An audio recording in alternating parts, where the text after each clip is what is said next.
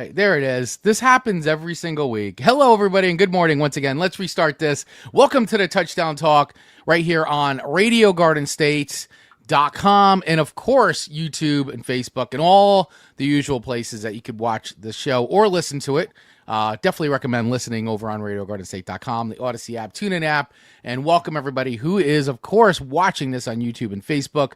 We are back for week one now action of fantasy football. Yes, there it is. Yeah. I am flanked by my co-host extraordinaire, Mr. Pablo Martinez. How the hell are you, Pablo? Good morning, Chris. Good morning, Josh. And good morning, everybody out there listening. Welcome to Saturday. Welcome to week one. I'm pumped, man. This is it. We're here. Cannot wait for tomorrow for Sunday. Yeah, absolutely. And we've already been blessed with 2 NFL football games. I also want to say hello and a check-in to our resident Washington Commanders fan, Mr. Joshua Parr. What's up? Good morning, gentlemen. Hello, everybody out there. I think I slept 15 minutes and I'm uncaffeinated, but I'm ready for football. So let's go. I'm ready. I'm ready for football. The best way to wake up with football. Ready to talk football. Let's go.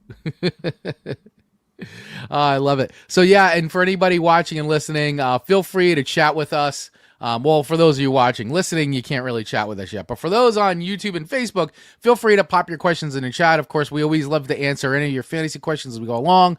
Start, sit, trades, all of them. Dump them in, and we'll be happy to answer them to the best of our ability, which sometimes is pretty good and sometimes it's not. But, you know, we try to do our best. We do our best here.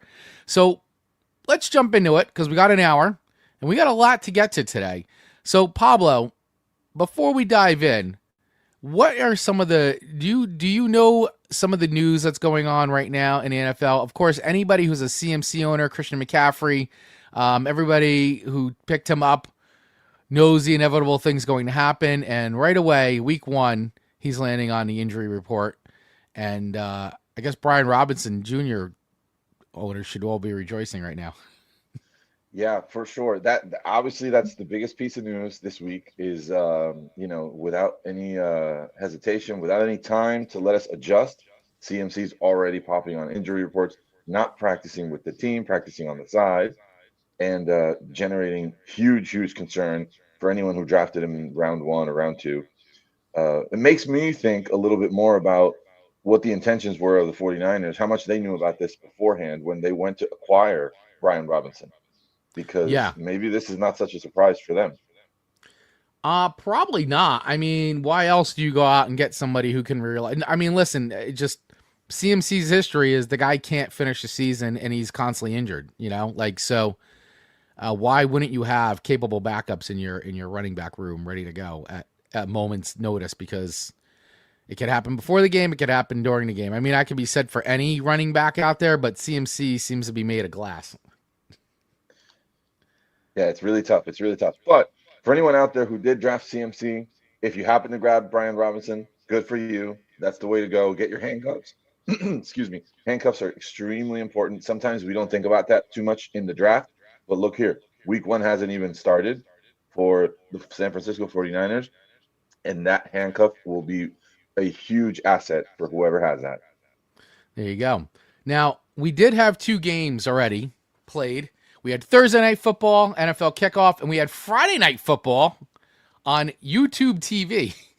At this point, I feel like the NFL's hit all the bases because we had Thursday Night Football on Peacock, we had YouTube, and of course we'll be back on Prime and all that. And then now we've got Red Zone happening on ESPN, where they already have promptly ruined it by saying they're going to start playing commercials. But I don't know. Is there a place the NFL hasn't streamed a game yet? Maybe Tubi or something like that, or waiting for the Radio Garden State contract to come in. It's in the works. The Radio Garden State contract is in the works, where you'll only be able to exclusively listen to like one game on Radio Garden State, and you can only listen to it. You won't be able to watch it because it's a radio. That'll be fantastic. That would be fantastic. But yeah, so I mean, we had 2 games already. What did you think of the 2 games that you saw? We had Thursday night. We had Dallas versus the Super Bowl champions, the Philadelphia Eagles, and then yesterday we had the Chiefs and Chargers.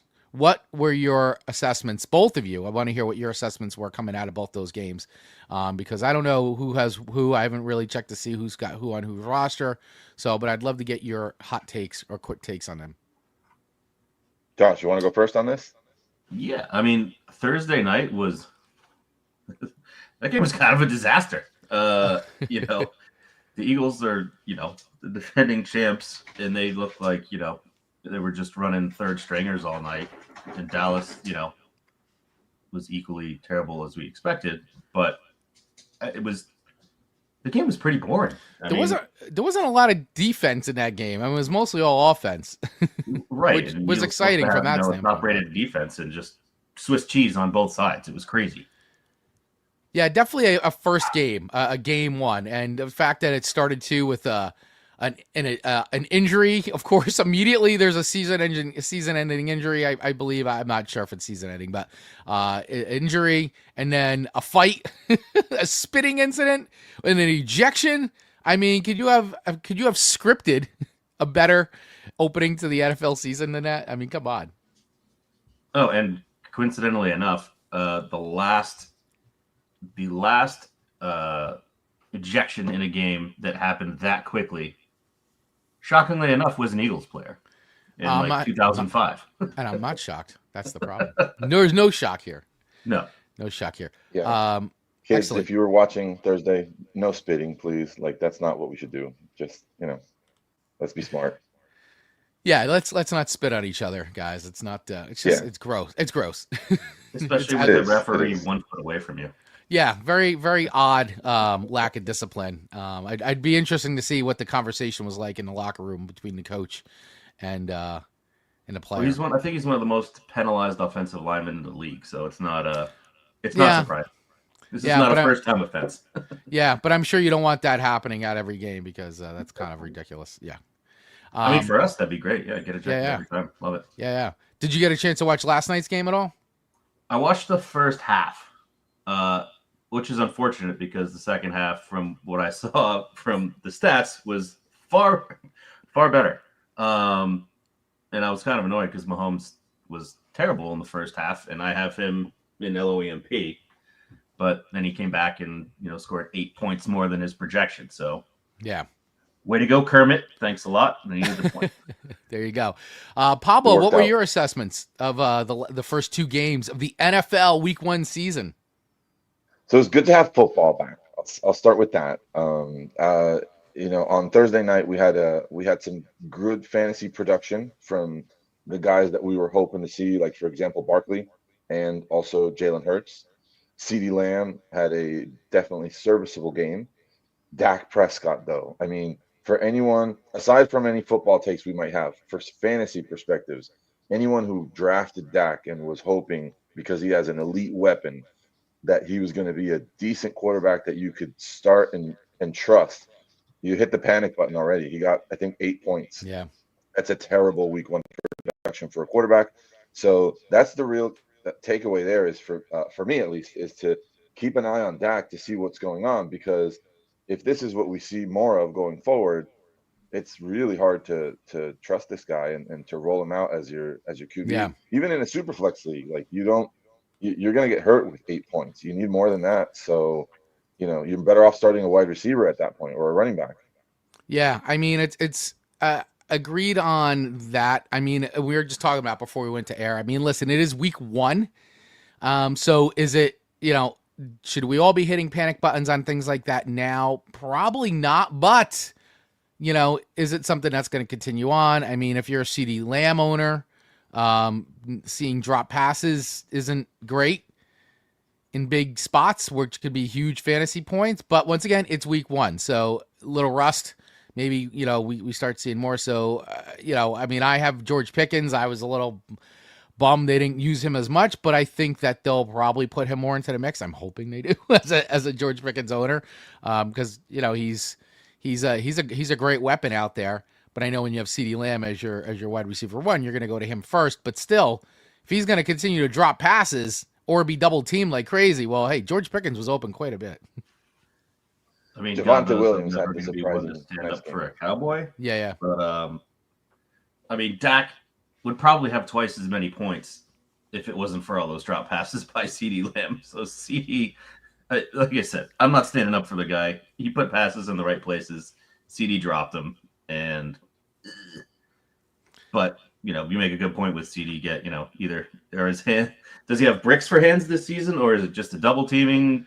Pickens. I think Pickens is going to start getting more targets. I think you'd be silly to not use him. I mean, you got him on this team, and he's can get open. He's fast, and he plays a physical game. And he definitely gets into the heads of cornerbacks. He's not opposed to stirring up a little trouble and causing some commotion and disruption out there. So he's definitely great to be a Cowboy. That's for sure. But I don't know. As a George Pickens owner, I'd love to see more passes his way for sure. So, Ken Ventry coming in. 1 hour of commercial-free football analysis starts now. Let's get the Octo Box going, brother. The Octo Box. Right. Love it. So, go ahead, Pablo. No. With regards to yesterday's game, they played in Brazil. That's an interesting twist that they're thrown in. I got to tell you, the crowd was pretty good. I only got to watch the fourth quarter, but I thought the crowd was really into it. Yeah, for sure. The city of Sao Paulo, huge city, a great stadium too. And we saw a really good game from Justin Herbert, putting up 300-plus yards. Look great. 3 passing touchdowns, spreading the ball around, getting Keenan Allen back.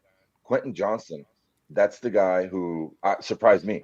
He's a young wide receiver who hasn't really, been living up to expectations because he was, well thought about during the draft when he was a rookie. And now he finally came around. And it makes me wonder if this is going to continue, if he's going to be able to step up. If that's the case, the Los Angeles Chargers are really going to be a team that's going to be difficult to beat. I mean, right now, look at this. Patrick Mahomes, Travis Kelce, the Kansas City Chiefs 0-1. Yep. Yeah, and last night too, just to bring it up, just because everybody was hyped about it. I mean, listen, he's a rookie, but Omarion Hampton, 48 yards, also committed a pretty big mistake that led to a Chiefs field goal, I believe. I think it was he ran out of bounds, 49 seconds left. Rookie mistakes are going to be there. He made a rookie mistake, something like that. I missed that part. I just know it went down before halftime, but 49 yards or 48 yards I think he had on the night. I mean, listen, he's a rookie. He's going to learn, but I think that still, if you picked him up, I think you're still going to have a pretty good season with him. I think so. 10 coming in. Chiefs may be surprised to learn this, but you are, in fact, allowed to hand a ball to a running back. Yeah, that was not a lot of running plays. Mostly just Patrick Mahomes will save the day. I don't know. It was a interesting offensive design last night with the Chiefs. Hollywood Brown, that's the guy who was surprising. Oh, Hollywood Brown, yeah. What were you gonna say, Josh? Go ahead. You were gonna chime in. I got a whole 3.8 points out of Pacheco in one of my other leagues last night. So thanks for that. Thanks for that. Yeah.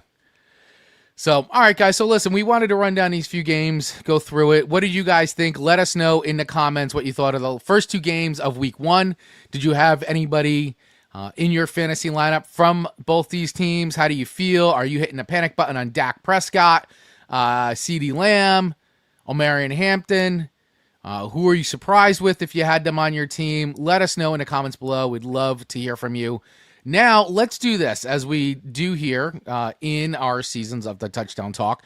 We are in 2, all of us here, except Josh isn't in the other league, the Dirt League, but Pablo and I are both in 2 fantasy football leagues, League of Extraordinarily Mediocre People, the LOMP League, and the Dirt League. And what we like to do is look at the lineups, the matchups for each week, and kind of pick who we think is going to win and lose, look at some standouts, and of course, answer your questions as we go of any kind of fantasy-related questions when it comes to start, sits, trades, the whole shebang. So let's do this since Josh is here, and he's our guest right now. We're going to start with the LOMP League because that's the league all 3 of us are in together.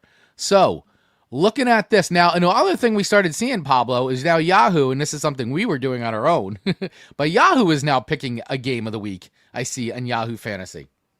That's right. Yeah, highlighting a matchup of the week every week, which is quite fun to see.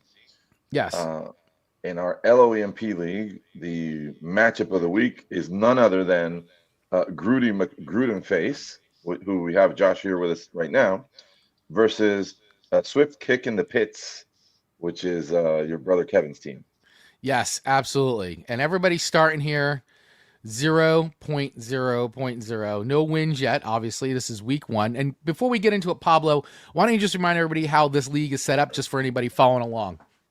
All right, fantastic. So the LOAMP league, we have a 12-team full PPR keeper league that is also a super flex. So it gives us a chance to start 2 quarterbacks, which most teams tend to do. So 12-team full PPR, we start 3 wide receivers. That's also the one nice caveat here in a full PPR league. So that's what we got, really. We're looking at 1 flex, a defense, no kickers, no IDPs. That's right. No kickers. No kickers. It's a no kicker league, which I know No most kickers. of us all like, but Tina does not like that. Do you guys let us know? Do you guys like a no kicker league? Let us know in the comments. We'd love to hear from you. All right, so let's get into it, guys. Grudy McGrudenface, look at you jumping out on top already with a big 40.52 points versus my brother Swift Kick in the Pits. He's got 18 points. Josh, I'll throw it to you, man. How you feeling?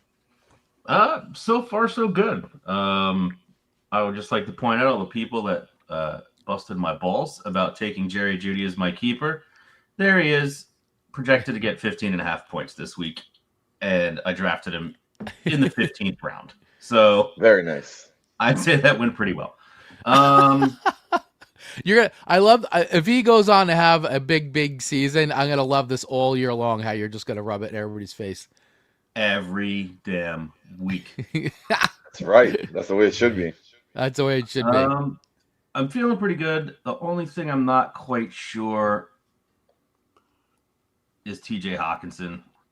There's a lot of iffy stuff going on with him this week. So I might swap him for Ertz. Right. But other than that, I mean, there's nothing really, on my bench points or, there's nothing close to what I have in starters right now. Right. So, yeah.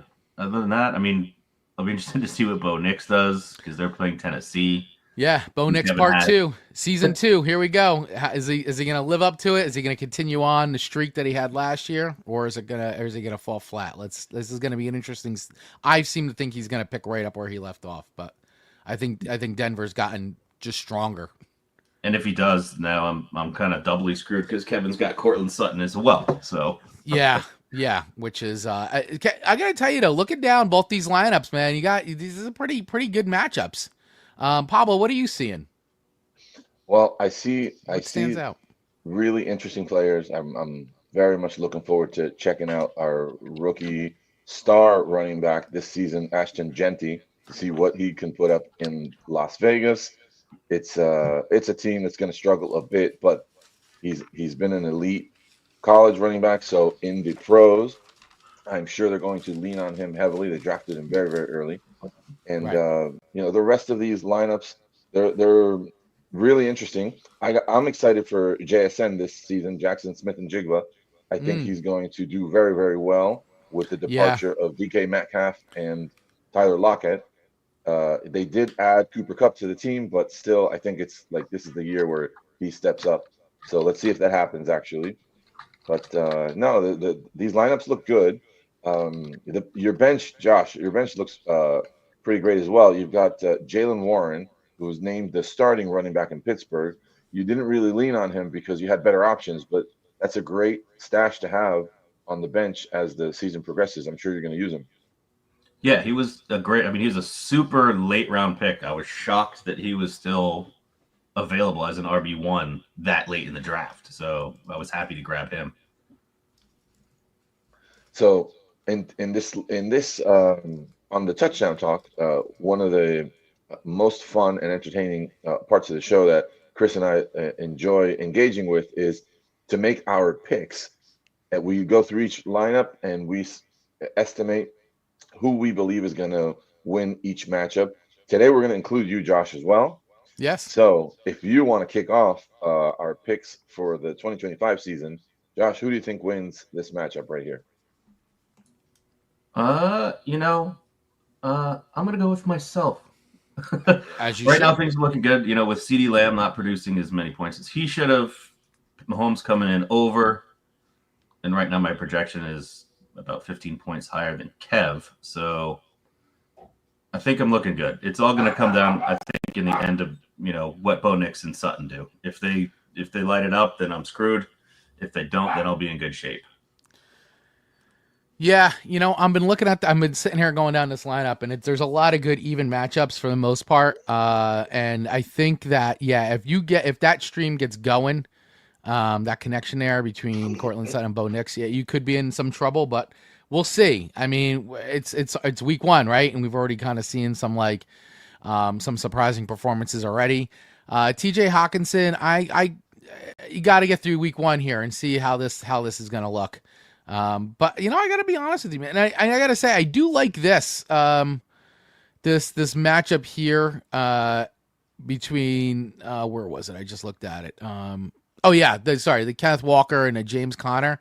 I like that this is very evenly matched up here. I got a feeling James Conner is going to have a pretty good game against New Orleans as well. I think it's going to be close. It's going to be close. The only other piece of concern for me on your lineup, Josh, is Breece Hall.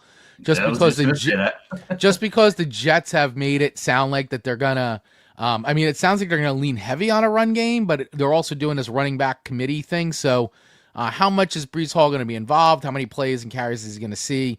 I guess we'll find out. But if you get the Breece Hall, that kind of his rookie season, could be good points for you, and we'll have to see what Ashton Gentney has to bring. I'm going to be a game time decision on playing, Breece or Jaylen Warren. So my pick is going to be I'm going to go Gruden McGruden face. I think you're going to pull this one out. I think it's going to be close. I think it's going to go back and forth though. All right, very good. On my end, I was torn. I was leaning a little more Grudy, but I think I'm gonna give your brother a thumbs up here. Swift, all right. Swift kick. I think Kevin is gonna come out with a win, even though he's the projected underdog right here, right now. Right. Let's see what happens. Let's see what JJ McCarthy can do. Let's see if he actually throws it to TJ Hawkinson or maybe not. Maybe not. I mean, we don't know. It's an unknown. Yeah. Yeah. So all right. Well, hey, there it is. The picks are in for this, and we spent a little more time on this one because it is our game of the week as designated by Yahoo.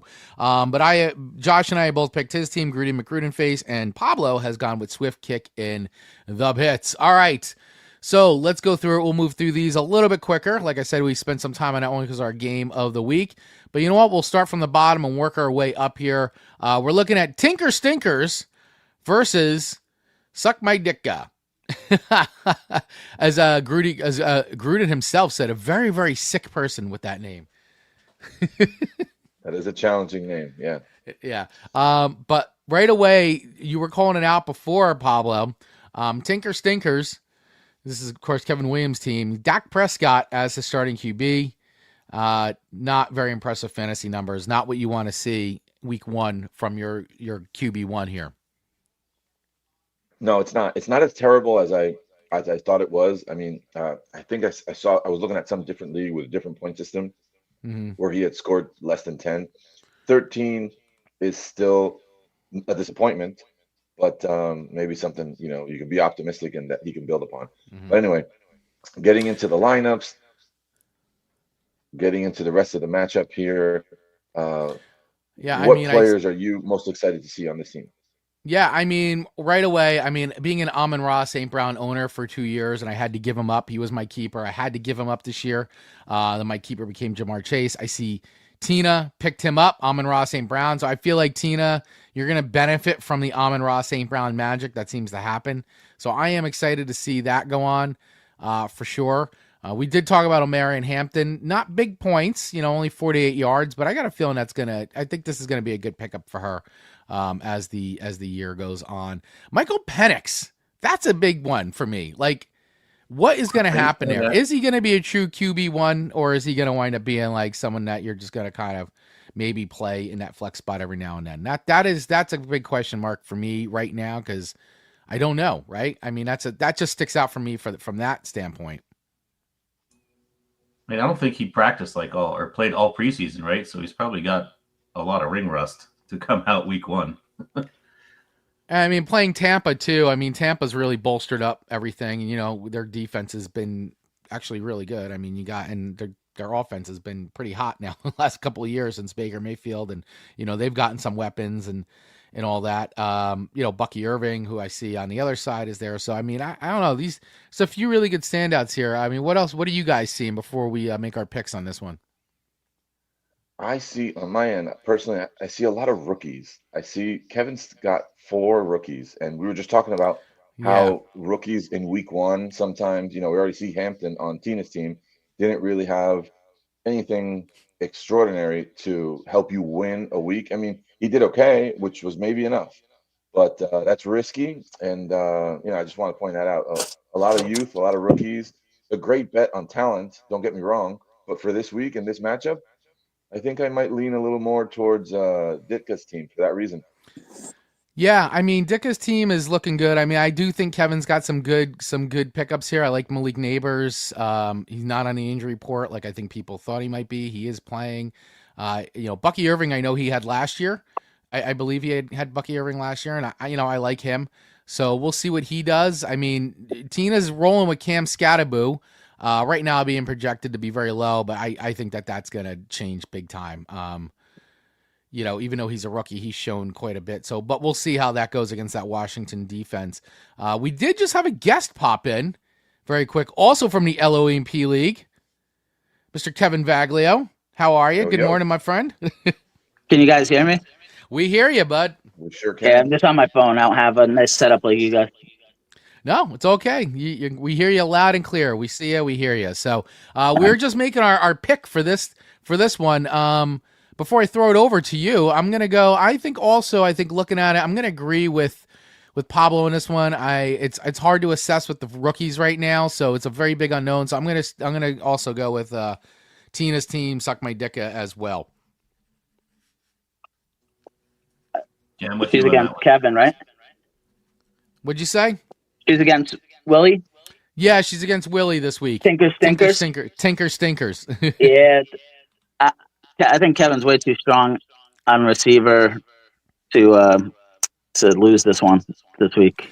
Yeah, because you like the Justin Jefferson, Malik Neighbors, Matthew Golden stack going there, and that's really, really strong, especially with all the injuries up in Green Bay. It's Matthew Golden and like Tucker Kraft, and I know she has him too, but she doesn't have him in the lineup. I don't think. No, I see Tucker Kraft. I see him in. Oh, she's in? Got him in. Yeah, she's got him started. Tina rolls with her tight ends. Yeah, she loves that. She loves that tight end stack. Always has. Yep. Yeah, it has served her well in the past. Yeah, a quick pick for me would be Tinker Stinker, though. All right. Okay. Excellent. Kevin Vaglio weighing in here with Tinker Stinkers as his pick. So 3 of us, Josh, Pablo, and I all go for Suck My Dicka, and Kevin going with Tinker Stinkers. All right, cool. Let's keep it going here. Let's move on to our other lineup here. CD's Nuts. That's Matt Dunn's team versus Keith's cool team. Right now, projection-wise, Keith's cool team is the projected winner. He's already jumped out on the board with 42.97 points versus Dunn's team with 18 points. Guys, what is standing out to you in this lineup right away? Unfortunately, I'll say right away, A.J. Brown. Any A.J. Brown owner has got to be very disappointed right now going into this weekend, having seen him play and only getting 1.8 points, 1 yard, one reception for 8 yards. Is it time to hit the panic button on A.J. Brown? No. No way. They're a run-heavy team. Last year, they ran the ball more than any team ever in the history of the NFL. So that's just, you're going to have weeks that are up and down. That's the only thing. Right. Yeah. What do you guys think? I would like to see how many targets he had off the top of my head, but one reception is rough. I mean, luckily Justin Herbert for Keith came out and almost doubled his points projection, so that Yeah. covered for what AJ Brown didn't produce. I'm on the other side. target. Devontae Smith only had 3 receptions for 16 yards, 4.60 points. So they're two big receivers not having a good night from a fantasy standpoint. AJ Brown targeted once. Yeah, At least he didn't drop it like CD. True. The one reception he got, he didn't drop. What else is sticking out to you guys on this matchup here? And before we make our picks, To me, it's the strong quarterback play on Keith's school team side. We were talking Yeah. about Justin Herbert earlier, 40+ points, way exceeding his projection. He's also got Josh Allen. yeah, So in this case, I think for me, it's a pretty easy pick. CD's Nuts has a strong team as well, but the I Spencer think- Rattler is a concern there in his super flex spot. Yeah, yeah, that's rough. pick. That's a rough one. He may want to be looking. They may want to look to do a trade at some point, huh, and bolster that. Honestly, luckily he didn't do it, but I probably would have thought to put Xavier Worthy there. Yeah, yeah. He did not. He did not have a good night. Well, he got hurt Yeah. first play of the game. Yep. Yeah, that's unfortunate too because he is a good player. Yeah, thanks He got to knocked Travis out by Kelce, wasn't Kelce. it? Yeah. Thanks Well, to luckily, Mr. Taylor luckily Swift. Dunn has Tyler Show as his backup quarterback. So if Rattler goes out, oh wait, that'll happen next week. Heyo. Heyo. All right. Anything else before we make our picks on this one? I think this going to be a very lopsided game. I do too. I mean, my pick is going to be a Kate's cool team. I think it's the right pick. I think it's the one that's going to happen. That's where I'm at. Where are you guys at? Same. Yeah, Yep. across the board. Yeah, it's I think it's kind of overwhelming. Even though Dunn does have a good starting lineup, especially but just not going to translate this week. Yeah. Yeah, it's unfortunate, but I think unless he gets a miracle and Spencer Rattler has the game of his life, I think that this is a foregone conclusion on this one. So across the board, we're all picking Keith's cool team against CD's Nuts. All right, here we go. We have the Martinez Bowl. What a way to start the year. Yeah, week 1, the Martinez Bowl. Husband versus wife. Pablo, your team, Bark at the Moon versus Manja Magic. Okay, here we go. And projections pretty tight. Pretty tight. Even though you're jumping out with a 29.03 points, not too far behind Manja Magic with 18.40. All right, guys. Some thoughts on the lineups here. What do you guys think? Well- You go first. well- Who's you? No. Oh, well, you, since you spoke. Kevin Vigilio. And look, Viviana's got a really, really strong team, I think, but already Christian McCaffrey popping up on the injury report with a hamstring. But luckily she has Brian Thomas Jr. So, Yep. I mean, that, she'll have to watch that up to game day. This is a pretty evenly matched game. I think the biggest concern out of both lineups would be Viviana starting Caleb Johnson. I don't know how proven he's going to be, how much work he's actually going to be. They're definitely starting with Tyler Warren. So I think that might be her weakest link in the lineup. Yeah, I mean, going down this really quick, scanning it. I mean, this is really good on both sides. I love Pablo Chase Brown. I think that was a great pickup. Yeah. For you, I think that was really good. I love T Higgins too. I mean, the number 2 target there in Cincy. Devontae Adams now in Los Angeles. I'm sorry, not Vegas. Yeah. Los Angeles. I'm sorry, you're right. It's Los Angeles. Yeah. Now in Los Angeles. So that should be interesting to see what he does there. And Trevor Lawrence against Carolina. We'll see what happens there. I mean, Carolina started coming on a little bit near the end of the season. So I mean, that's Offensively, definitely. yeah. I But mean, so there could be something there that could be interesting. Of course, Saquon on her side, great pickup by Viv on Saquon. Was that her keeper this year, Saquon, or did she pick no, him I, up? I I had No, Saquon last year. Oh, okay, all right, Saquon, yeah, I think, nice dropped jump. to round 2, something like that. Or she took Saquon in round 1. I forget That, exactly how it Right. went. that was So her first. That was her first round, and then McCaffrey was her second round. That's how it went. Yes. I'm gonna go with Bark at the Moon as my pick on this one. Not just because Pablo is my co-host, but just because I like where you've jumped out already. Jalen Hurts had a nice game. I'm not quite sure how Kyler Murray's going to do. You know, he is so hit or miss. And week 1, I don't know. I feel like you got the slightly stronger matchups here. Although I'll see we got to see what happens with CMC, and you know it's good that she's got Brian Robinson Jr. He's still on the bench. He hasn't made that swap yet, but I guess she's going to wait till game time to close to Yeah, we game time won't to know make till that then. decision. Yeah. But I'm going to go Bark at the Moon as my pick on this one. What do you think, Josh? I'm gonna give. I think it's gonna be really close. It is going to be close. I agree. I'm gonna give the edge to Pablo because I think I'm not quite sure about old Glassjaw McCaffrey there. Even though he says he's good to go, I don't know about that one. I think the big thing for Pablo is gonna be Debo. As you know, as a Commanders fan, it hurts me to say this, but it's going to be a toss-up. That's a homer comment. I don't know how many targets he's going to get. I think because when we drafted, McLaurin wasn't signed yet, that Debo is getting a little bit more out of the projections than he would have if McLaurin was live on the roster at that point. And he's not young anymore either. So I think that's going to be a good determining factor. If he gets the targets, then you're going to be good. If he doesn't get the targets, that might be the little straw that broke the camel's back. But the edge goes to Pablo. All right, Cool. There you go. All right, I'll pick the same. I do want to point out on Viviana's team, I mean, if it were my team, I would imagine she's probably going to consider when Sunday comes around, looking at Juwan Jennings, who is now cleared off of the injury report. Oh yeah, and maybe giving him a start over the rookie running back Caleb Johnson. I mean, just an opinion. I don't know what she's going to do.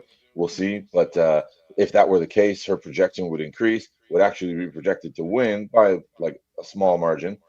So I will pick my team, but I want to point out this is extremely, extremely close. And we will have a lot of fun on Sunday going back and forth with the smack talking. Yeah, I think so. I think the chat is going to be very lively. The For chat will be sure. lively, Yeah, and the chat in the house will be very lively. We'll make sure to do it through the chat too, so you guys can see. Yeah, we all want to participate in this. So the chat's been lively, and none of our teams have played yet. Yeah, I know. Well, other than Dallas, but they don't count. Yeah. All right, guys, real quick before we move on, just want to give a quick shout out to our sponsor here for Radio Garden State, and of course this show, SavvySeats.com.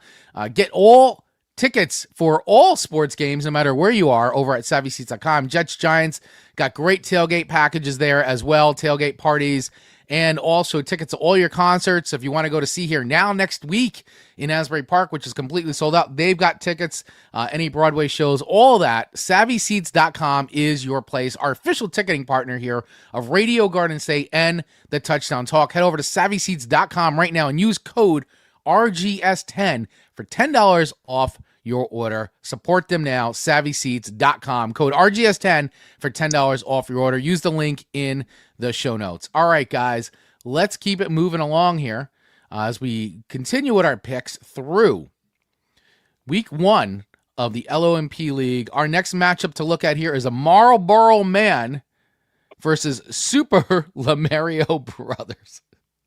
Oh, this is great. I love this. So Marlboro Man is Ken Ventry's team. And then Super Lamario Brothers is Wayne Del Vecchio, who is our champ from last season. His team last year was Obi-Wan Mahomey. That was his team last year when they won the championship. But two longtime friends going head to head with each other right here in this matchup. So we've got two of the hottest quarterbacks in the league facing off against each other.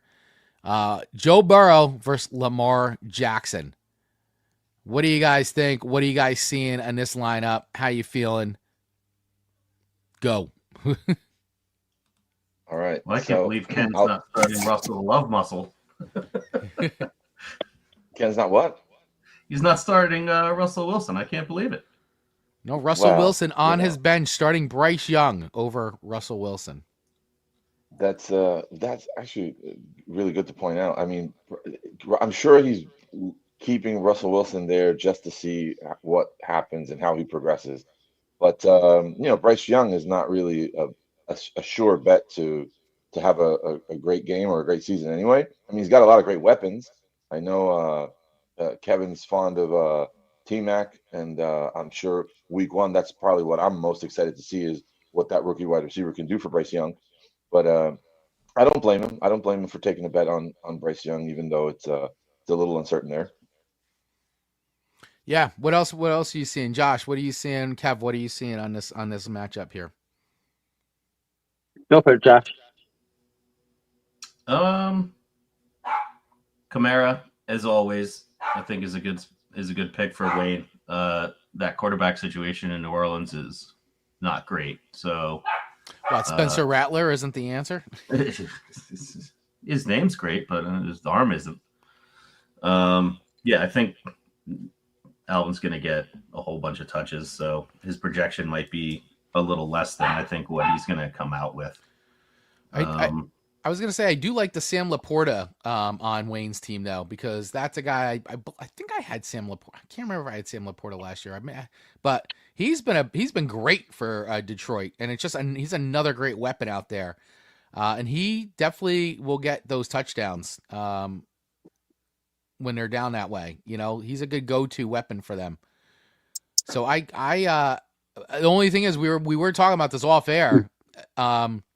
You know, now that Green Bay's got Micah Parsons, the Green Bay defense just got a huge upgrade. So are we gonna see some of the usual suspects getting these big scores on Detroit, or is this stuff gonna get plugged up now with Green Bay being a little bit more of an upgraded defense? Green Bay had a good defense, and then this just added to it. I worry about Detroit losing both of the best coordinators in the league. We know that they have the talent, but I don't think they're going to look the same as they did last year, being the number one scoring team in the league. I don't see it. I think we're going to see a big difference in their scheme this year. I like the Bryce Young this week. Actually, that's one of my favorite games to take this week in DFS and betting is Jacksonville versus Carolina, because I think there's going to be zero defense played. Probably. You know, and so I mean, I give the nod here to Ken, even though he had a very slow start with Pacheco. You know, that putting up a 4 spot kind of hurts, but I think he could rebound from that. Yeah. All right, so you're going with Ken on this one. You're picking Marlboro Man. Okay. Yeah, I think this week I think I'm going to give it to him. All right, very good. Josh, where were you at this? Where were you landing? You going for Marlboro Man or Super Lamario Brothers? I think I'm going to have to go with Wayne OTC. Okay. I think it's two things that are standing out for me is Laporta, like you brought up before, you know, Green Bay with Micah now, he's going to have to check down a lot because he's going to be running for his life. So I think there's going to be more Laporta action in there. And, yeah, and, you know, Ken's already behind the 8 ball with Pacheco, you know, pretty much putting, you know, terrible stuff in there. So go with Wayne. Ken Ventry, Marlboro Man manager, weighing in saying, Kevin, you're obviously very intelligent. Let me tell you this, and this is going back to Pablo and Viviana's matchup. She has the Arizona stackage against New Orleans. New Orleans is a sieve. They're going to get absolutely ran out of the house. Arizona's defense could wind up putting up 25 and make up that difference. There you go. And so, Pablo, we have yet to have you weigh in on this. Where are you at with this matchup? Marlboro Man versus Super Lamero Brothers. What is your standout? Who do you think is going to win this tilt? All right, so I think this is super, super close. I really do think that that they have a lot of great, interesting players. I'm gonna side with the champ on this one. I think that his team will probably come out on top, but it'll be a close one. So we'll see what happens. Yeah, I am gonna go with Marlboro Man on this one as well. That's gonna be my pick for this one. So we are actually split. I'm going with Marlboro Man, and Pablo and Josh are going with Super Lamero Brothers, and my brother is also going with Ken's team, Marlboro Man. All right. But one other spot worries me on Ken's team is Calvin Ridley going up against Patrick Surtain, the best corner in the league. That could be a little worrisome, but again, I think he could pull it out. Well, there you go. Definitely one to watch for that game. All right, here we go. We're moving up, guys. Moving to the last matchup because we did talk about Swift kicking the pits. Greedy McGruden face. That is Yahoo's pick for game of the week. Although my game of the week would have been the Martinez Bowl if I had to pick my own person. That's the real game of the week, but it's okay. We'll go with we did the Yahoo one. So last game to talk about here is my team, Goff My Lawn, and Team Keg, which is the new team here in our league, owned by our good friend Greg Markowitz. So, all right, guys, let's dive into it. Greg's already got some points on me, 12.70 to my 6, and he is the projected winner. As I said before at the top, I had George Pickens, a little bit of a disappointing outing for him, only 6 points for me, not doing him any favors. Greg had Travis Kelce, who, of course, had a nice touchdown the other night. So what are you guys seeing on here, and who do you feel like is going to win this one? I see 40 points on Greg's bench. Javonte Williams and Hollywood Brown both putting up 20 plus points each. Yeah, great. And, I saw that. I saw that as well. Neither one of them started, and that would have been a hard one to gamble and start them, but that hurts to see that afterwards. Yeah. It always is the worst when you leave guys on the bench. You're like, oh my god, like like 40, 60 points. It sucks. That's a big burn. Yeah. What do you guys think of Joe Flacco? Flacco getting started here by our dear host Chris. Wacko for Flacco.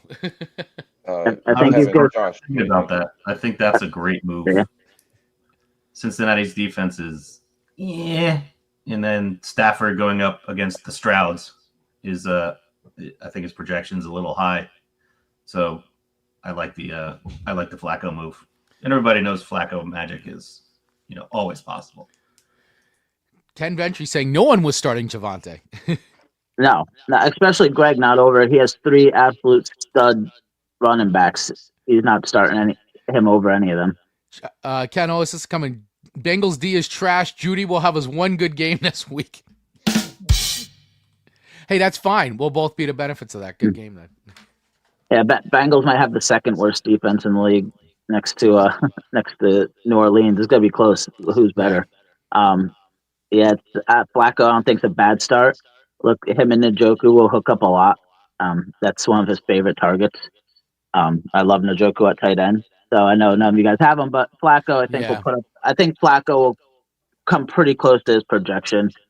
Cincinnati's going to put up. They're going to put up their points, so they're going to have to move the ball. They're not going to be able to sit there and run it. Yeah. So they're going to have to throw. So you're right. Judy might have one of his better games this season today, tomorrow. Might be it. But honestly, I really like Cedric Tillman a lot too. I have him on a lot. I'm in a lot of leagues. I picked him up in a lot of places I could. I like Tillman. Hopefully, he could show out this year. He shows us a little bit of glimpses and then kind of fades away. Right. You and Kevin have the best wide receiver stacks, I think, just about in the league. So that's going to be a gauntlet to go through with you. Yeah, it's definitely going to be interesting to watch. I mean, I definitely know that my running back room isn't the best, and going up against Jamar Gibbs and Jonathan Taylor on his side. But but it's also not bad. So it's not bad at all. But bench wise, yeah. Yeah, bench wise ain't great. I may have to be making some trades as the or waiver wire stuff. So we'll see. I feel like it's a little too early to make a trade just yet. Although I did make a trade with you, I think, in the other league. Yeah, we Yeah. already have a trade. Yeah, we're definitely gonna get to that. I thought that helped out a little bit. No, it did. That was Preseason actually a trades. good. That was a good. That was good on both sides. Fantastic. Fantastic. All right. So, what else are you guys seeing before we move on here? Um, I, to me, it Bench looks like points. Bench points. yeah. Although- Aside from the bench points, to me, it looks like a really solid matchup here. Great players. Right now, our host is the underdog, Yep. and I'm the underdog. in part that's that's a little bit on George Pickens, but it's still early. It's only one guy. I think I'm going to go, even though it's difficult to see, clearly because you're not projected to win here. But I think Yeah. your team is stronger, and I think that's going to be my pick for this matchup. All right. Thank you very much, Pablo. Picking with Goff My Lawn. Where are you guys on this matchup? It's tough here. I'm not sold on Cooper Cup in his wide receiver spot. It just he's one always injured, and I don't know his role there yet. But Yeah. it's gonna be hard.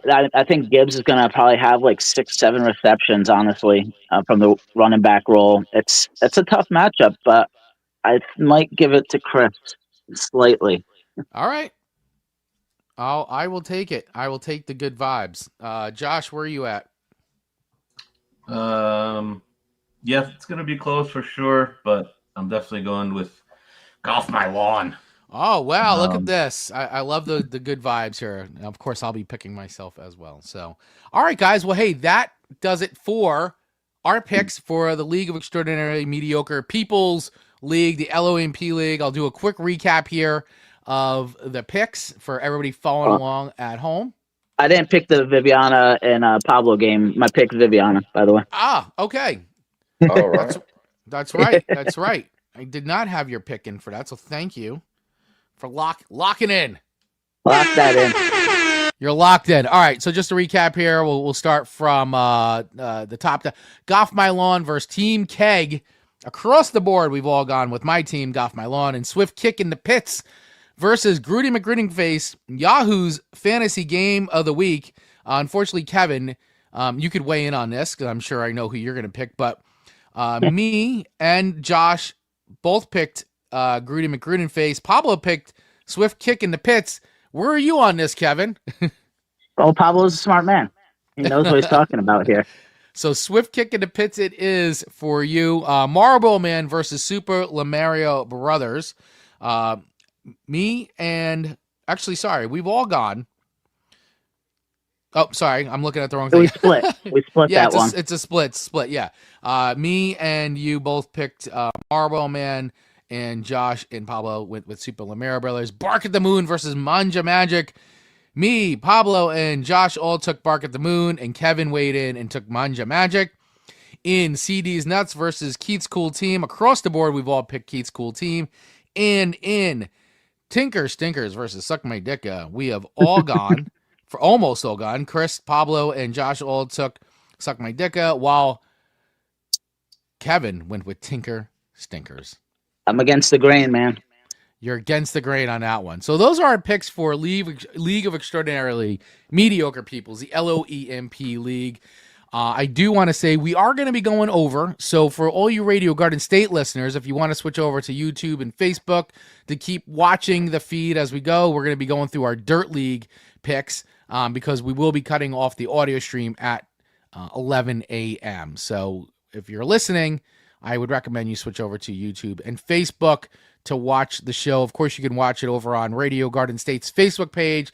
Also, the Touchdown Talk has a Facebook page as well. And we have an Instagram account. So, hey, give us a follow over there, over on Facebook and Instagram at The Touchdown Talk. And, of course, follow Radio Garden State on anywhere, the internet. Just look up Radio Garden State. You'll see us on Facebook, on Instagram, on YouTube, on all the places, the TikTok, all the cool spots. So, all right, let's move into the Dirt League. Pablo, are you okay with that? Absolutely. Let's get it started. Our Dirt League going into its 16th season. Oof. And Wow. here we're talking about a 12-team half PPR Superflex, not a keeper league. that does have kickers and also has IDP. individual defensive players, IDPs. That's right. Our match, our Yahoo's choice of matchup of the week happens to be my team Uruguay versus BMF. Wow. Wow. That's an interesting pick. Well, now normally the tradition though we have is the champ picks the game of the week. But did the champ Yes. pick a game of the week? No, I don't think we heard back. We checked in with the champ, and I don't think we heard back. So I Right. know last year when this occurred, the touchdown talk was happy to step in and Right. assist with the selection. But I don't know if maybe this year we want to defer that responsibility to Yahoo whenever the champ doesn't let us know. All right. Well, I guess we will do that. So let's start with Yahoo's game of the week pick. Uruguay versus BMF. All right. Looking at this. Here we go. Josh Allen versus JJ McCarthy right away. Yeah, first round, first pick, 1.1.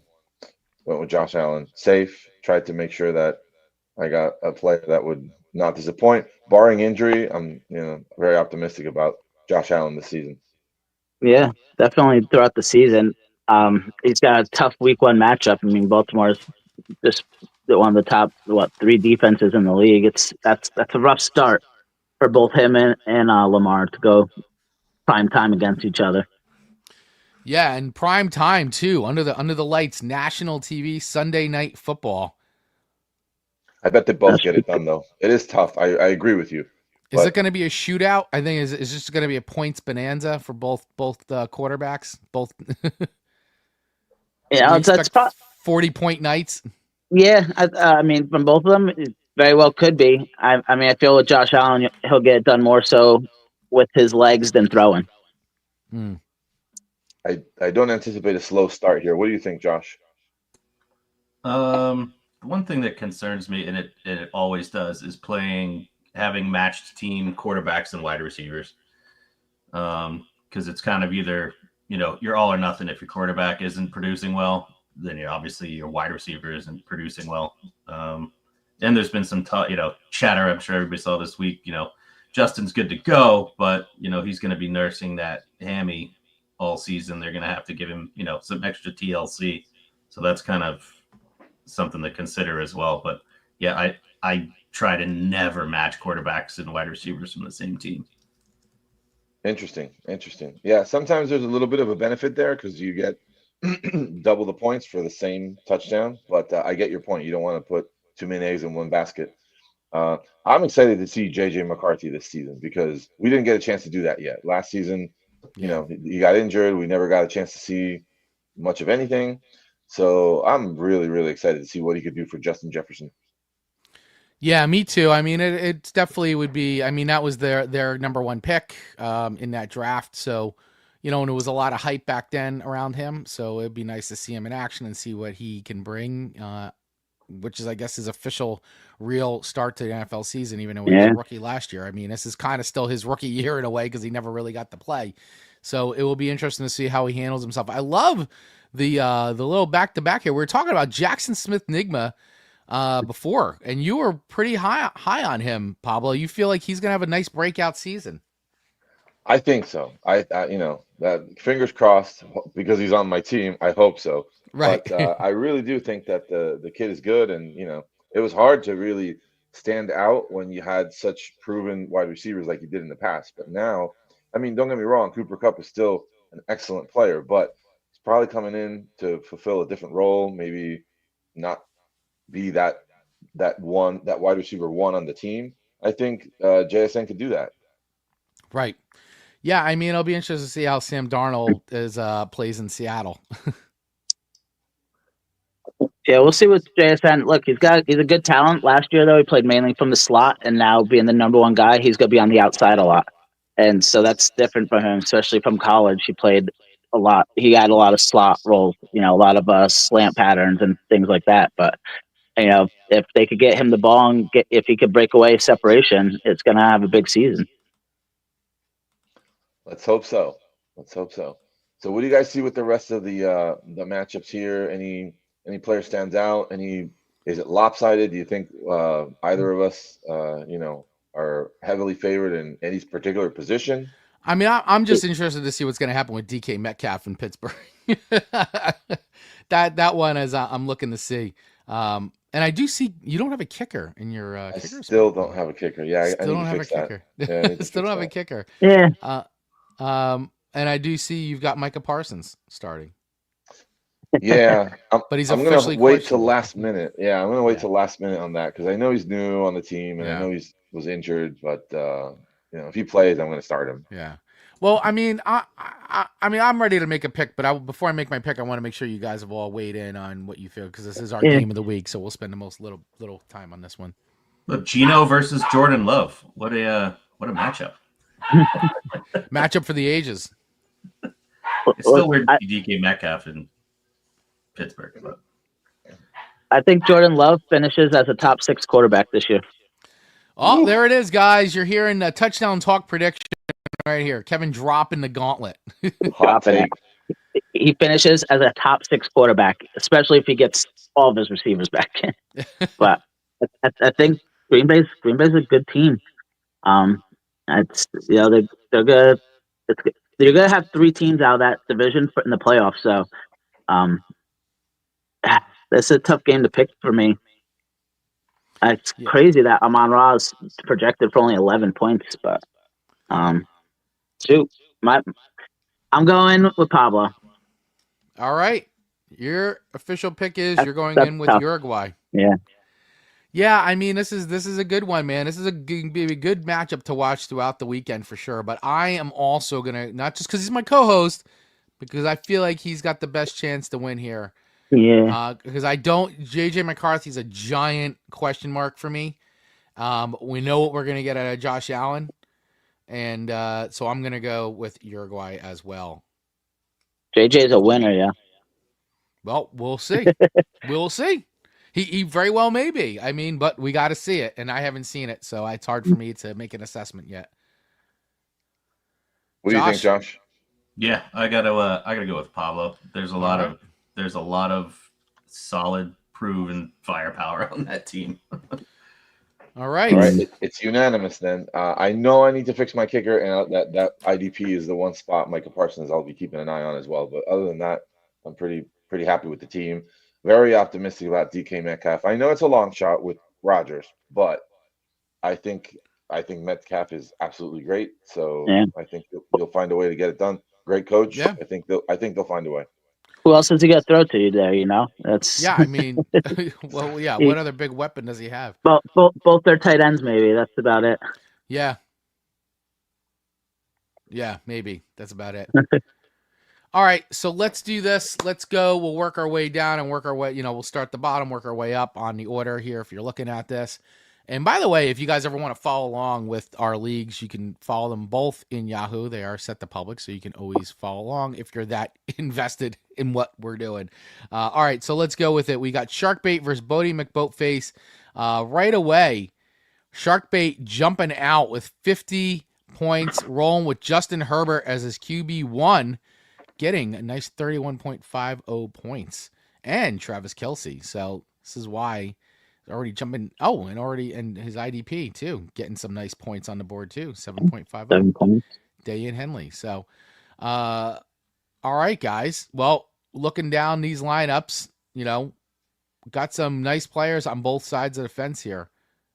Right now, Bodie McBoatface is the projected underdog with Sharkbait as the projected winner here. But what are the feelings on this matchup? Anybody? Justin Fields versus Bryce Young. All right. Well, Kyler Murray against New Orleans. He should have easily his best game of the year against them. The team probably lose to Alabama, but they got some good lineups. I mean, so many players in this league, between IDP and the 2 QB flex,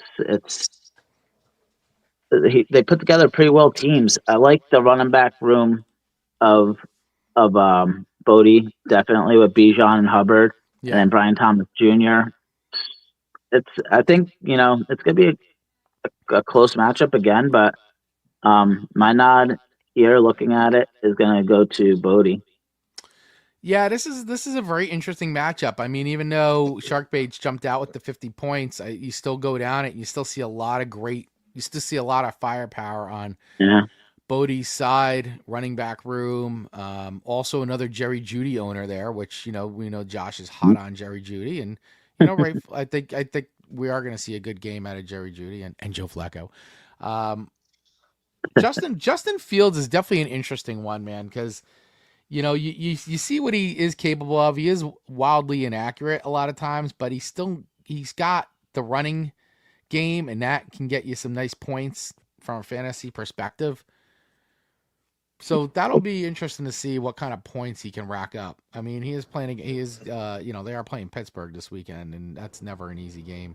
Yeah, for he needs sure. those legs because he's going to be running for his life out there.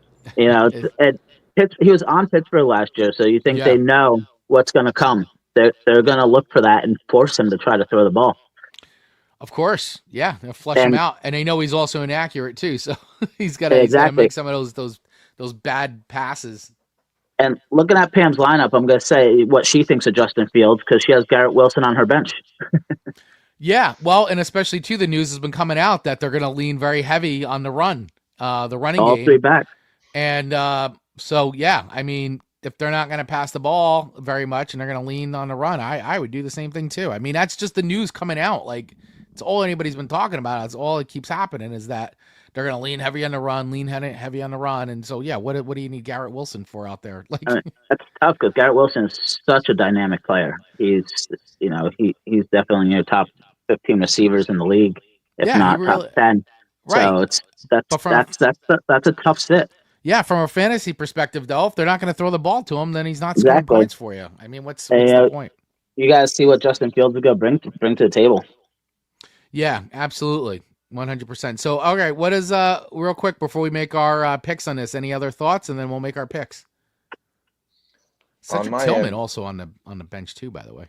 I think the champ putting up 50 points on the board already says something important, and I think that's going to be my pick. I think Pam has a really solid team, really solid, but I think that Sharkbait is got great players. I think Justin Fields will have a good game against Pittsburgh at home, and I think Sharkbait will be the winner. Yeah, I'm leaning towards Sharkbait on this one too. Not just because he was the champ last year, but I do like what I'm seeing a little bit more on his side of things. So, yeah, I think I got to side with Sharkbait on this one. Although, I got to tell you, man, last year was the year that, like, every time we would pick Bodie to not win, Pam would destroy every team. Like, it was always sneaky, destroying everybody, like, always. And so, and finished the season, like, what? Like, only 2 losses on the whole season. Didn't win the championship, but, like, ruled. This was almost in first place almost the entire season, which was crazy. But yeah, always coming up from behind a lot of times with the wins. So, but I am going to go with Sharkbait on this one, but we'll see if this season proves to be as fruitful as it was last year, with at least regular season dominance there. All right. I got to go with Sharkbait as well. I think if Justin Herbert had it lit it up, it would be a much tougher decision, but that's 15 extra points. I'll tell you this. I think Kyler Murray have to overcome is right. I think Kyler Murray could equal out Justin easily against New Orleans, so that's why I side in with Bodie. Yeah. All right. No, listen, it's not a bad take, and I guess we'll see what happens. So, all right, our picks are officially in for this one. All right, guys, moving right along here. We've got a few more picks to get through today. Ginger Ninja versus Show Me Your TDs. Now, Ginger Ninja has had, on the history of things, Pablo, Ginger Ninja did not have an awesome start to last season, but really came on strong near the end. That's right. And had a great second half of the season. In this matchup, she's going against the 2-time third trophy holder. Yep. Show the me your turd trophy. touchdowns, Mr. Chris. He Yeah. retained his title last season and proudly displays it next to another championship trophy. He actually did win as the winner of a league, but in this case, in the Dirt League, he is the current holder of that award, and I'm sure he's looking to pass it along this year. Got off to a great start there with Jalen Hurts, but also started Xavier Worthy, who was a huge disappointment for him. Yes. And I just want to welcome to the Touchdown Talk stage another member of the LOMP League, Marlboro Man manager himself and owner, Mr. Ken Ventry. By God. What's going on there, bud? I think we you- can't I think hear you're you. on mute. You're on mute. We don't hear you. You got nothing for us, Ken. Yeah, you may have to switch your headphones to be your speaker. I think that's what's going on. Come on, you have to pick the proper microphone, you idiot. All right, well, let's keep going while We'll keep Ken rolling figures here. out. Yeah. All right. So what we've where are we on this? So yeah, the 0 spot there, that's rough, but George Pickens only putting up 4.5, kind of almost equals that out a little bit. Can you hear me now? Yes. We got you, bud, loud and clear. Technology. Yeah. Technology. There you go. Yeah, George Pickens, man. Once again, I'm a George Pickens owner. It was a little disappointing to have him with such a slow start, but I got a feeling they're going to start putting him in the mix more and more. Yeah. I mean, after that rain delay, the ball wasn't moved really at all. That game came to a halt. Yeah, that was crazy. What a wild game. And then there's a delay, an ejection, a whole thing going on. Yeah, what a way to start the season. Yeah, really crazy. What else are you seeing here in this lineup? I mean, obviously, if we're looking at quarterback, we got Jaden Daniels versus Jalen Hurts. Jalen Hurts already out with, some nice points for a week 1, 23.50 points.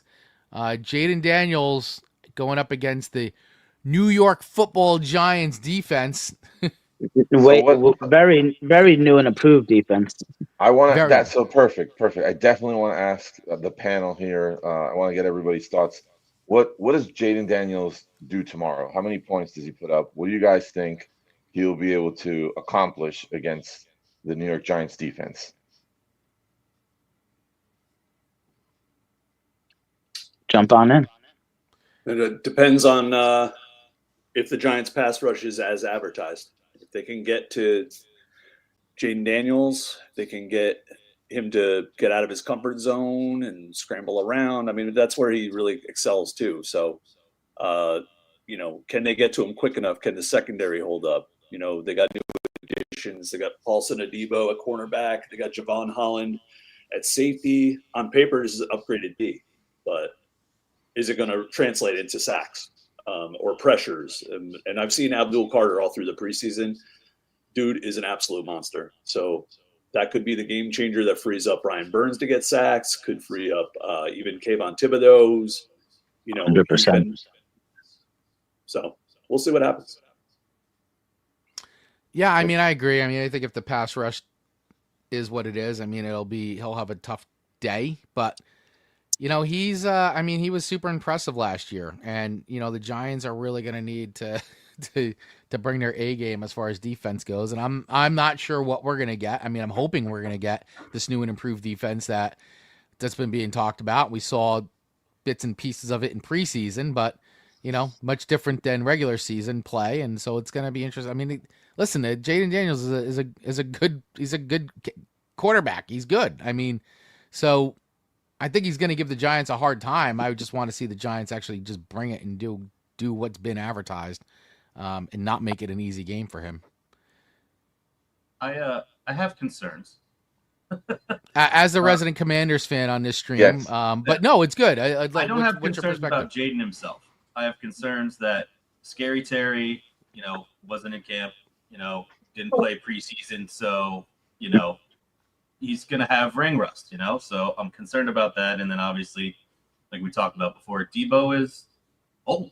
He's still good, but He's not the Debo of 10 years ago. So I'm not worried about Jaden so much. It's just, how the wide receiver core is going to be feeling.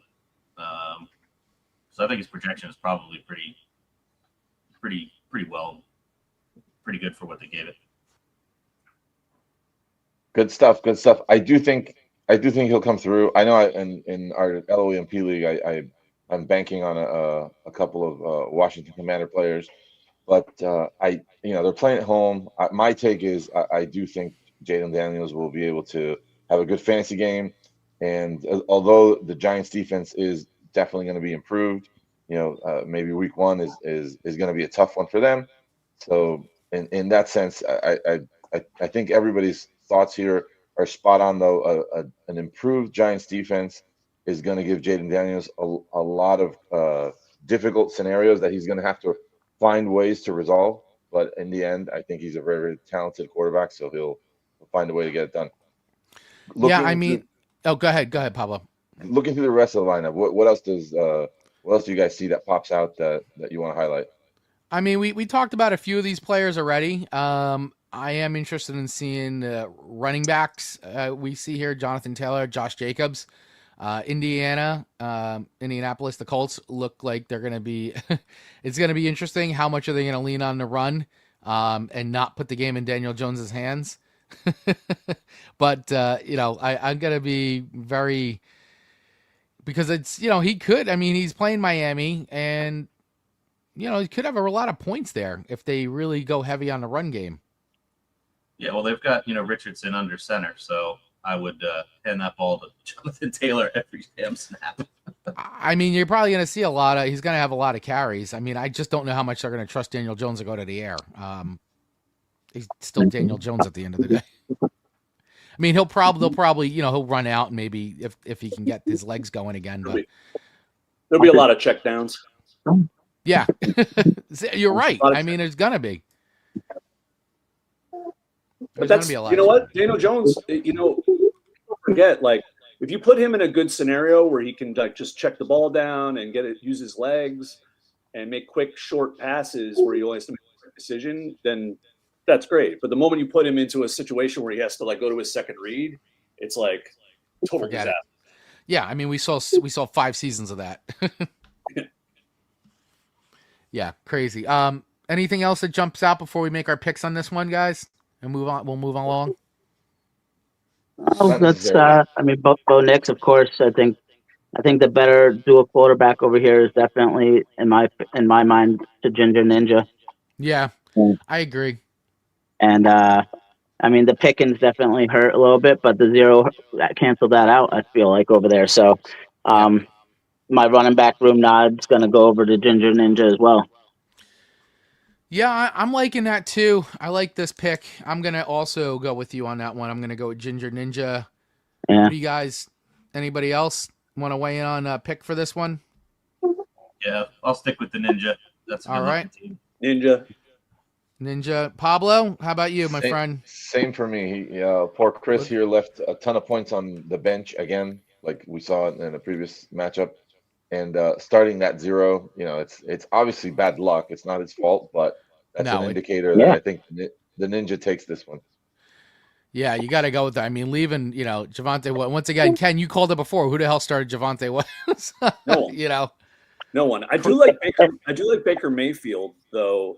The combination there. Yeah, I had Baker for 2 seasons, and he was great for me. Baker man, put up a lot of points. I drafted Ikbuka in pretty much every league that I'm in. So I think the passing game of Tampa, don't sleep on that. So that could put up a bunch of points, but at the end of the day, I mean, you get 0 out of your wide receiver, it's gonna be hard to win. Yeah. It doesn't put you in a great spot. All right, cool. So across the board, we're all picking Ginger Ninja in that matchup. All right, here we go. Manja versus Primo Dolas Marador. El Grande Americano. El Grande Americano, yeah. So nice matchup here, although right now, both teams with points on the board, 26.50 to 37. And Prima, the projected winner, with 157 over the projection of 124. So some quarterback play already. Unfortunately for Manja, we talked about this now a bunch, but her QB was Dak Prescott. 8 points out of your QB1 going into week 1. We said this is not a great way to start versus 26 points on the other side. Prima starting Patty Mahomes with 26 points, 258 passing yards, 1 passing touchdown, 1 rushing touchdown. So right away, what are you guys seeing in this lineup here? I assume Pablo didn't point out to Bibi how terrible Dak did, right? I think she just knows on her own. This was where I saw that Dak had just 8 points, and that's terrible. It hurts so bad. That with the unfortunate combination of getting Devonta Smith to only put up 2.5 points, that really sets you back. Even before Sunday, like before football really starts to roll out, you're already trying to crawl out of a hole. So it's a really hard one here for Manja, in my opinion. Prima de los Matador came out to a super strong start, and I don't want to rush too quickly through this, but I think it's an easy pick for me on selecting Prima de los Matador. Yeah, I mean, I gotta agree with that too. I mean, I really want to say, hey, Manja could come back, but this is, I mean, and she's got some good players here. It's just underperformances really have put her in a bit of a hole here, and I'm not psyched on Caleb Williams versus CJ Stroud superflex spots here. I don't think that's going to do her many favors. I mean, I could be wrong, but I don't think I am. I think CJ Stroud's going to definitely overwhelm on that side from a superflex spot. I don't think she's going to be able to make up the points there. I mean, her kicker. I mean, the kicker put up 11. That scored her starting quarterback and receiver. Yeah, Harrison Bucket. He outscored. Yeah, exactly. That's terrible. Yeah, that's not great. That quick field goal before the half was crazy. Yeah, that was great. Believe they made that. I think she gains a few points here. Marvin Harrison should have a pretty good game. T. Higgins will do well, but I don't think she's gonna make up enough to cover that hole. I mean, the Green Bay defense is where I unfortunately Jamar Gibbs going against that Green Bay defense. I don't think he's gonna get the big points that you might see out of a Jamar Gibbs normally. I think it's going to be a little stifling for him on points. So, I mean, fortunately, but we were saying, like, the other side we see Breece Hall. So we're running this Jets running back committee, which will see who gets more volume. But I don't know. I'm pretty much in alignment on this. I think we all are with Prima taking the win on this one. Yeah. Sorry, Viv. I want to point out one thing, though. Prima de los Matador, whether he did this on purpose or not, has the cheat code for IDP leagues for the 2025 season. He's starting Travis Hunter in an IDP spot. This is a guy who's labeled as a cornerback and a wide receiver on Yahoo formats. Mm-hmm. So he's able to start a wide receiver that's going to play like a wide receiver for most games in a defensive spot. Which I meant to bring this up before the season started. Other leagues that we did this, we nixed that where you could only have him either as the corner or a receiver. Wait, so I don't understand. So in an IDP, with Travis Hunter, his wide receiver stats count in that slot? Like if he catches passes? Scroll down to the. Wow. Is it on the screen already? Oh, it was on the screen already. It was on the screen. Yeah, right here. Yeah. Look at Travis Hunter. He's labeled as a WR and a CB. Yep. He's eligible for both spots on the Yahoo platform. Right, but if you play, he shouldn't be getting his receiver touchdown in his D spot though. The guy, on Yahoo's platform, if your defensive player gets a touchdown, if they roll him out on an offensive play as a wide receiver and he catches a passing touchdown, it counts, even though he's a defense player. Wow. So that's kind same of thing as a wide receiver, getting points for tackles if that's what ends up happening after a turnover. they get the Do we points. even know what his primary usage is even going to be? Like, where's it going to be? It's wide receiver. He's the wide receiver too. Yeah. So there you go. And he's listed as a third string corner at best. I don't like that. Yeah, agreed. I would like to know what Rosalia thinks about it. That's some Taysom Hill type stuff there. That is some Exactly. Taysom Hill type stuff. Exactly the same. Yes. Yep. So that's a huge cheat code. I mean, it's not against the rules. It's within the platform rules, but It a is. huge boost for his team. I forgot about this and meant to bring it up before the season started because you could set it where he isn't getting his offensive points in the defensive spot.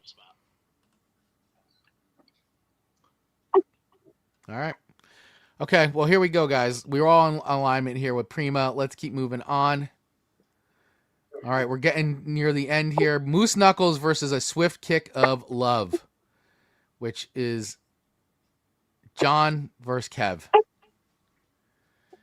Kevin rolling with Joe Burrow. John rolling with Lamar Jackson. AJ Brown putting up half a point, not doing him any favors. Right now, Kevin is the projected winner by a slim margin, 145 to 143. We got Lamar, AJ, Terry, Jacoby Myers, McMillan, Chase Brown. He's got CMC rolling. Game time decision there. And you've got an empty defensive spot. Yeah, I honestly might even keep it empty. I don't know if I want to drop anybody on my bench.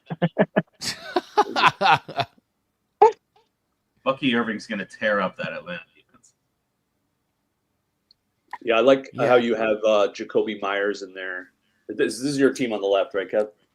No, Kevin's on the right. Kevin's on the right. Well, I do like how Moose Knuckles has Jacoby Myers in that slot instead of Calvin Ridley, because as much as I love Calvin Ridley, if he's going to have a huge year, this is probably not the week to go with Ridley. Going up against Sertan, tough. And Myers just got a boost because Amari Cooper retired, and so he could be getting a ton of targets. So that's probably a good play. Yeah. Yeah, that was crazy. He came back and then just retired without playing a game. Right. So what do we think of the matchup? Kevin's team, yeah? Good grief. Oh, we can. Yeah, I mean, there's a lot to like on both sides. I mean, obviously, the Christian McCaffrey on Moose Knuckles' side should be a big concern. I'm trying to see. He's got James Conner. Let me see who's on his bench. Tyrone Tracy is his only other. Ramondre Stevenson. I don't know. I mean, Tyrone Tracy was great last year for the Giants, and he is the number one, right, Ken? He's the number one running back right now. He's on the depth chart as number one. Yeah. I have a feeling the Giants are going to be super annoying and give him 2 carries. Then Cam's got to be 2 carries. Singletary a few carries. It's going to be like that. I mean, it has James Cook too, so I mean, you could always swap out Christian, put James Cook in there, and then you could put one of his other guys in his flex spot or run. So I mean, he's got some options here. He's not dead in the water at all. But I don't know. I'm liking. I thought you were doing something. I think Joe Burrow's gonna have a good game against Cleveland. I think he's gonna fire it up because last year all he did was just score. I mean, since he didn't win a lot of games, but man, did he put up a ton of points.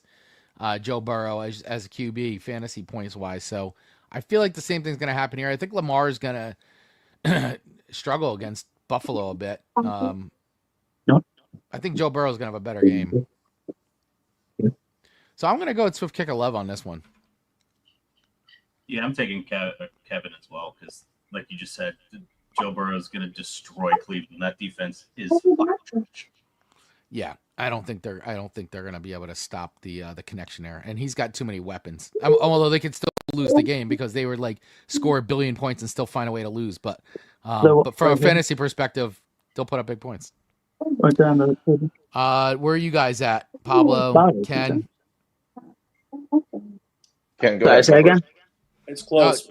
It's close. Yeah. I definitely think Kevin's team has the edge here just a little bit. I have the same matchup in our League of Extraordinarily Mediocre People league against Wayne, Lamar against Joe Burrow. The only thing is Lamar runs, and where you get the edge. Is Joe Burrow doesn't really take off with his legs too much, so Yeah. you get that boost. But Kevin has like Ted McMillan. He's got Chase Brown. He's got Bucky Irving. Yeah. I just think there's too much upside on this team for him to lose. Yeah, I agree. Listen, I definitely like Njoku this week against Njoku. Cincinnati with Flacco. He's definitely, I think he's going to hit projection. That's just my opinion. Drake May has a lot of upside, a huge arm. He's a little bit mobile. He's not going to put up. He'll put up kind of like Danny Dime type running numbers, but Yeah, a better thrower. We didn't really talk much about Drake May today, but yeah, he's definitely been, especially when you listen to a lot of the other fantasy shows, like everybody's been hot on Drake May. And I think based on what we saw last year out of him, there's definitely a lot to be excited about, especially from a fantasy perspective. And he's going, playing the Raiders. Yeah, I even have a book on my bench right now. At the moment, I have DeAndre Swift starting over him, but that might be a game time decision. Yeah. Don't forget that big red Q next to CMC's name. Yeah, there's that. Yeah, there is that. And Pablo, which way are you going with this one? I'm picking a Swift kick of love. Yeah, I think the upside is huge, and Moose Knuckles already has a bad start with AJ Brown, plus the questionable McCaffrey, who personally I think it's highly likely that we don't see a full game of McCaffrey. So if that happens to Moose Knuckles, I think that definitely tilts it even more in Kevin's favor. So that's my pick.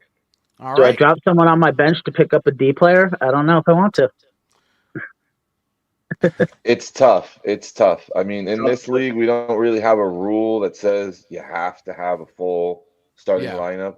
It is encouraged, obviously, but of course, I guess if that's a risk somebody wants to take, they can take it. I think if anything, I would pick up another linebacker, throw him in there, because the D line spot I don't feel gives you too much. I mean, 4 points that washes out with his 0.5 AJ Brown. You could always wait until that Monday night game and see if you have to make a desperate move or not. Right. Make it exactly game time decision. I don't know if I could drop a player if he's played away to pick someone up. You can. In this league, you can.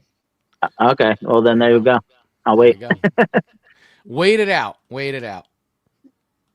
All right, here we go. This is our last matchup of today that we're going to be talking about, which is my team, the Killer Beers, versus Tina's team, the Sicilians. And right now, Tina's got a nice jump out on this week with 38.50 points, me to 5 points. Although I am the projected winner right now, 143.92 to her 123.94. Let's look at this. Chris, let me correct you. She does not have a nice jump on you. Well, you know what I mean. If we're just going on, she got it. She did not get. She played a lot of players for that. Yeah. I mean, listen, she's CeeDee Lamb. Absolutely annihilate her. I can already tell. Omarion Hampton, Isaiah Pacheco. It's not. She did not get good points there in some of those spots. I am rolling with Jared Goff, Jamar Chase. By the way, I do want to say this, Pablo. I can't, and Kev. I can't believe I drafted number 4 in this of my 4th, and Jamar Chase was sitting there at 4. I was absolutely shocked that Jamar Chase was still there at 4. This league, everybody goes QB early all the time. I did not year. do that, and I was like, I'm not doing it. I'm not following the train. I'm not taking the bait. If Chase was there, I probably would have done the same thing. So he was there, and I'm like, I'm at 4. I'm taking Chase, the best player on the board at that point. Yeah. Yeah. I almost took him 101, but I went with a different guy. So yeah, good for you for taking what you get. I mean, if they fall to you, you got to take it. That's it. Yeah. So anyway, what are you guys' thoughts? I mean, Tina's had some guys go out already, and it's not, didn't look very good.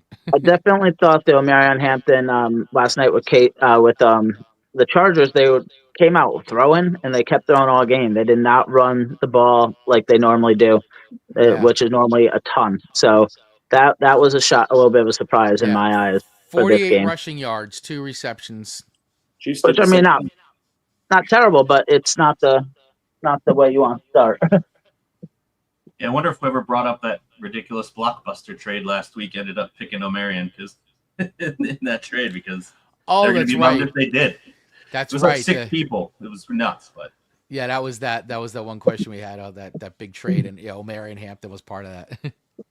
But I mean, listen, it's game one. He's a rookie. Like, let's see. I mean, it's so hard to tell off of these first games, like where some of these rookies are going to be for the season. It's like it just takes a little bit, and maybe the way they called up, they're playing the Chiefs. I don't know. They went heavy on, Big down you know, time, man. yeah, they went heavy on passing, much like the Chiefs did. And the Chiefs completely forgot about a run game, as Ken brought up before. Oh yeah. Yeah, five carries for Pacheco for 25 yards. That's 5 yards a carry. They just gave up on it. Mahomes had more carries. Yeah, Yeah, he you're had not he had wrong. he had some nice rush yards, Mahomes, and he had that nice rushing TD. Tina's coming in. My mantra this year: no risk, no reward. Good luck, Chris. That's what Tina's coming in. Love you, Tina. Yeah. So, what do you guys think? I mean, let's go with our picks. Cool. I mean, I think Chris by a landslide, unfortunately, in this one for Tina. Yeah, I think yeah, I'll go the He's same too way. far close. Yeah, Tina, and listen, anything can happen, as we know, as we've watched year after year, but I feel pretty good. I feel like I'm going to take a nice week one win here in the Dirt League. So, but good luck to you anyway, Tina. Again, Chris, going through a gauntlet of receivers here. It's you're stacked up there. I was surprised. Kenneth Walker's gonna should have a huge season, and you're very smart in backing him up. You normally should not have Kenneth Walker without having Charbonnet. Unfortunately, in the other league, Ken sharked him from me. He did. I saw that. Sorry, but I had to pay you back. You sharked like 6 players from me. Touche. Yeah, this was an interesting draft for me, by the way. There was a lot of players available that fell to me where I thought for sure they'd be gone, and I couldn't believe there were a bunch of these players still on the board when I was picking. Because I actually didn't even go on auto draft, I think, till like maybe 10 or 11, because I was actually I was doing a live stream at the same time we were drafting, so I was doing a live stream while also trying to draft, and I didn't want to go entirely auto pick, so I was Talented. Yeah, I was really multitasking while I was on a live stream and doing a draft at the same time. So I'll tell you this, Chris. I think these are 2 of the best drafts you've had since playing. yeah, I don't know. I feel pretty good about it. But hey, you know what? Listen, we've seen a lot of wacky things happen, and a lot of things can change. It doesn't. You always feel good until something happens. So, all right. Well, hey, let me recap really quick our picks for this league, and then we'll wrap it up for today. Our game of the week, starting there with Uruguay versus BMF. We have all gone across the board with Uruguay in that one. In our game featuring our champion, Sharkbait versus Bodie McBoatface, me, Pablo, and Josh have gone with Sharkbait. Kevin went with Bodie McBoatface. Ken, you didn't get a chance to pick on that one. I don't know if you saw the lineup, but if you want to make a pick, go right ahead. I don't even know the teams. Who cares? All right, I'll forget it. Okay, moving on. In Ginger Ninja versus Show Me Your TDs, we all of us went across the board with Ginger Ninja on that one. In Manja versus Prima de los Matador, we've all gone with Prima on that one. Moose Knuckles versus Swift Kick of Love, all went for Swift Kick of Love. So a lot of clean sweeps. And then last one here, Killer Beers versus the Sicilians. We've all gone with my team, the Killer Beers. The Italia Bowl. That's it. So, listen, guys, thank you for hanging out. I know we went way over, but this was week one, and we really wanted to kind of go through it with these teams. We appreciate everybody who's been hanging on today, watching the live stream here over on Radio Garden State. We're there from 10 to 11, and then we've been here on Facebook and YouTube doing the video feed as well. All right, guys, last thoughts here on week one, and any other advice that you can give to people out there watching this. I throw it out to the peanut gallery. Can't wait for tomorrow.